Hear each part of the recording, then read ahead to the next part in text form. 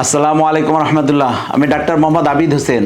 আজকে একটা important topics নিয়ে আলোচনা করব যে রমজান শরীফ তো এসেই গেল। আমরা সবাই দোয়া করি, আল্লাহ আমার হায়াতকে রমজান পর্যন্ত বর্ধিত করো, আর রমজানের পুরোপুরি হক আদায় করার তৌফিক আল্লাহ পাক আমাদের সবাইকে দান করুন। আল্লাহর নবী হুজুর সাল্লাল্লাহু আলাইহি ওয়াসাল্লাম উনি বলে গেছেন, মোটামুটি অর্থ এরকম, রোজা মানুষের জন্য ঢাল স্বরূপ, যতক্ষণ পর্যন্ত দোয়াকে ফাড়িয়া না ফেলে। তো এখানে ফাড়িয়া না ফেলার অর্থ দ্বারা হুজুর সাল্লাল্লাহু আলাইহি ওয়াসাল্লামকে সাহাবা কেরাম যখন জিজ্ঞাসা করেছিলেন রোজা ফাড়িয়ে ফেলার অর্থ কি, উনি বলেছিলেন মিথ্যা এবং গীবতের দ্বারা রোজা নষ্ট হয়ে যায়, রোজা ফাড়িয়ে যায়। এই জন্য রোজা রাখলেই শুধু হবে না, রোজার মর্যাদা এবং রোজার মান বাড়ানোর জন্য চেষ্টা করতে হবে। রোজা আমাদের শুদ্ধ করার জন্য ওলামা একরামরা অনেকগুলো আদব লিপিবদ্ধ করেছেন। তার মধ্যে বিশেষ কয়েকটা হলো, প্রথম হলো দৃষ্টির হেফাজত করা, নাজায়েজ জিনিস থেকে আমাদের চোখকে নজরকে হেফাজত করি। দ্বিতীয় হলো জবানের হেফাজত করা, এমন কোনো কথা, মিথ্যা, চগলখড়ি এবং গীবত, শিকায়েত এগুলোর মধ্যে আমরা লিপ্ত না হয় রোজা থেকে। তৃতীয় হলো কানের হেফাজত করা, যে সমস্ত গান বাজনা,